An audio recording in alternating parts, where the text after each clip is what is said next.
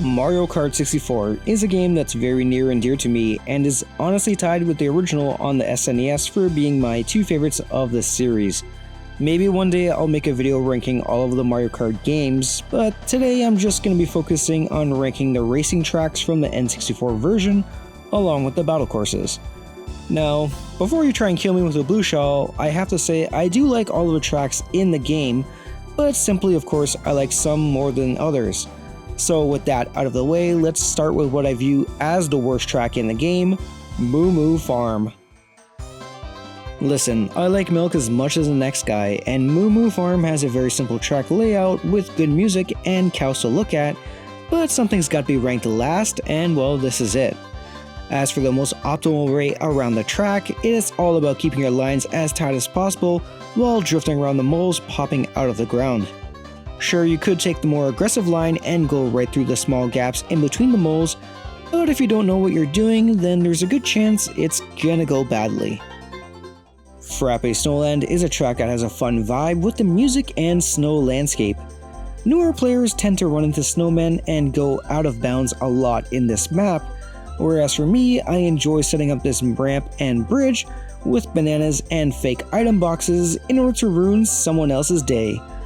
As for shortcuts, unless you're doing the bridge out of bounds glitch, then it's really all about knowing exactly how much you can go off-road and cut across it without getting stopped by Lakitu.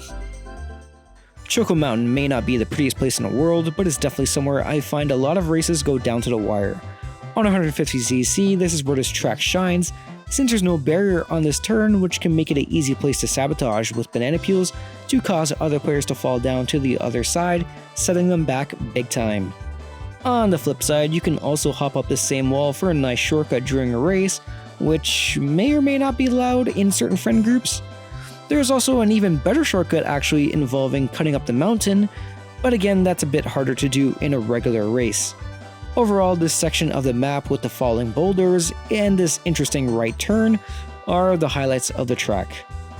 Luigi's Raceway serves as a perfect opening track since it's pretty straightforward with wide curves, which can help players learn how to drift. The main thing that sticks out for me is the screen before the tunnel and, well, the tunnel itself. As for shortcuts, they can range from cutting across the grass with boosts to full out hopping over the walls and manipulating the game to do some world record laps. I just love the fact that there's also an item box attached to a hot air balloon that will only give you blue shells, which just makes this an extra solid place to race on. Sherbet Land? However you're supposed to say it, this is a place I do like racing on since it's all about dodging penguins and hopping over the cracks on the ice to save some microseconds. It has the same music as Frappe Snowland, which I ain't got a problem with, and the tunnel section is where most of the chaos is likely to happen. If you find yourself getting bullied by penguins on this track, then well, maybe you shouldn't have dropped them off a cliff in Mario 64. Wario Stadium is a track a lot of people tend to dislike due to its length, but there's a lot of fun that can be had here. This place uses the same theme music as the other raceway tracks, and while it could have used something a bit more unique, I still rock with it. The real fun of this track revolves around this section with the jump, which of course is where the mind games happen and where you want to use a variety of different items to screw over someone to make them fall into the section below. If this track is too long for you, then you could always do the shortcuts at the start line to turn your laps into 1.95 seconds each.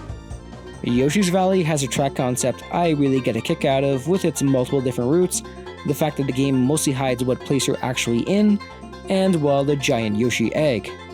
While like almost every course in the game, there is shortcuts that can be used to completely manipulate the mechanics of it, the one that you'll end up seeing in a regular race involves hopping over this gap right here. As for the area by the egg with the bridge, it is pretty damn narrow, so this is a spot that is fun to break up with shells, bananas, and fake item boxes. Just make sure you don't get knocked off of it yourself. You would think Mario Raceway would be the first track you play in the game, but instead it serves as the finale to Flower Cup. In order to quickly get around this track, you'll be cutting corners and going off-road a ton. I mean, of course there are crazy borderline game-breaking shortcuts through walls, but don't worry about those. Overall, I've always been fond of this course, and I feel it sits perfectly in its spot in the middle of my rankings. Swinging into the 8th spot is DK's Jungle Parkway. This place can be pretty unique with a boat, river, waterfall, and restless natives throwing coconuts at you whenever you venture off of the main road. I know some people don't like tracks with big jumps that can be used to sabotage other players, because obviously it can also happen to them, but I love the silliness of it and the tactics. In a regular race, I like to cut this jump a bit more to the left towards the item boxes, while hopefully not going a little too deep and ending up in the river. As for the bridge, just like Yoshi's Valley, it's a fun place to rig up into a death trap, and the cave area has at least 2 shortcuts, but the one you'll be doing normally is trying to cut up the hill as fast as possible without falling back down. While I love Toad's Turnpike normally, it's also maybe the only track in the game I love equally in mirror mode. Having cars come at you, in my opinion, can make it the toughest track to deal with in the entire game, and I find the challenge of it pretty fun. Now, on a normal 150cc race, you'll odds are not be doing any glitch shortcuts, so the gameplay simply becomes try to get items, which can be tough since they're in one straight line and someone can steal them all, and don't get hit by any cars or trucks and be stuck into a roadkill loop. Something I used to really also love doing as a kid is trying to drive normally on this map and follow all the rules of the road with lane changes and so on, but I guess I just like driving. Banshee Boardwalk is the ghost theme track of Mario Kart 64, and it just nails the creepy atmosphere with the music and the environment. This course is what I believe separates the men from the boys, since it's one of the more difficult tracks in the game on 150cc, if not the most difficult. The area that people tend to fail on the most is this section of the bridge without the railings, which coincidentally is the perfect place to booby trap. As for how to drive on this track, it operates in a similar way to Sherbet Land, where you're going to want to keep your lines tight and hop over cracks whenever possible. This is definitely one track I am pretty fond of. Starting up at top 5 is Kilimari Desert. What can I say, the train just helps make this place an instant classic, since I always did get a kick out of trying to race and beat the train to the crossing, especially in Grand Prix.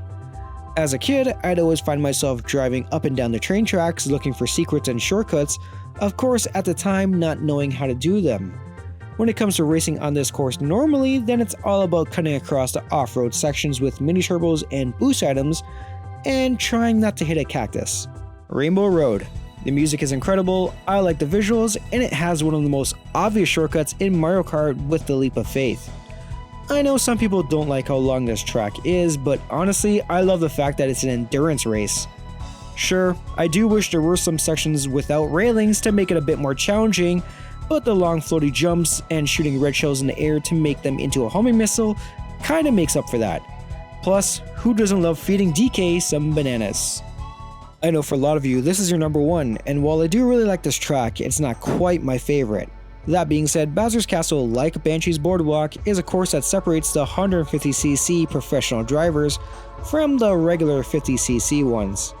This track is really well designed with the music that fits it perfectly, and it's hard to pick out a favorite section, but I really like seeing people get flattened by twomps and all the chaos that will ensue, especially on this narrow bridge without a railing. As for the strategy in this track, sure, there's a shortcut glitch through the wall by the stairs, but really normally it's all about cutting your corners as tight as possible and cutting across the grass whenever you can, and simply just avoid falling into the lava. Royal Raceway is another very popular track, and it's no surprise that it's extremely high on the list for me, since it's easily the best out of the raceway tracks. The long, unforgiving curves that could lead to you going for a swim and the big long jump are always very fun and tense areas. But the place that gets the most attention in this track is Peach's Castle. I know for a lot of us, we spent an insane amount of time trying to figure out a way to get into or on top of the castle, and while that would have been awesome, the fact that it's still there and you can at least drive around the front yard and relive some of those Mario 64 memories is simply incredible. As for shortcuts, taking the game-breaking ones out of the equation, then it's really all about cutting across corners as much as you can and avoid falling into the water, and really just don't get screwed over by that jump. Finally, the track that's my absolute favorite and the best in my opinion of the racetracks is none other than Koopa Troopa Beach. In reality, this shouldn't be a surprise, this is my favorite since the Super Nintendo ones are also my favorite in that game. What can I say? I love the beach. The music, scenery, and vibes of this track is simply perfect, and on top of that you have an awesome shortcut that everyone can see but tend to screw up, alternate paths including a hidden one, an item box that gives a blue shell off of a huge ramp, and the ability to get last place items while in first, and also crabs. Honestly, I could glaze all day about this track, but I'll just say that it's a place I never get sick of.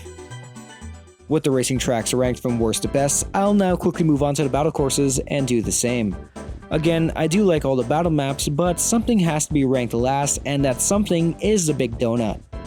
Battling in here is fun, but I think they could have made the lava in the center a bit more of a threat, either with bridges going across of the area, or it being more steeper of an incline.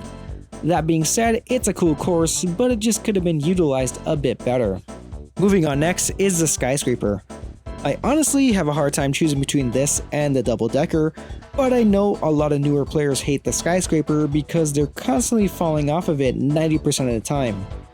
I also love the fact that it's quite small and you can bait people into following you, then watching them fall down the gaps from a missed time or non-existent jump. Double decker can seem confusing to newer players, and maybe it's because I spent a lot of time bullying unaware opponents on this course that I enjoy it so much. Anyways, the strategy of the high ground is where you want to be on this course since the lower levels can be a green shell death zone. Just chill on the top level and fire red shells for your easy kills. And as you already know, the title of the best battle course goes to Block Fort. This map is very simple in design with 4 colored forts and bridges that connect them all, but it just works. I used to sometimes turn this map into a game within a game with friends where we'd make house rules where everyone has to try and take over the red fort from another player while he tries to defend it, or silly scenarios just like that. But that wraps up my rankings for the best to worst racetracks and battle courses in Mario Kart 64. I'm sure your list is much different from mine, so let me know what it is down in the comments. Thanks for watching.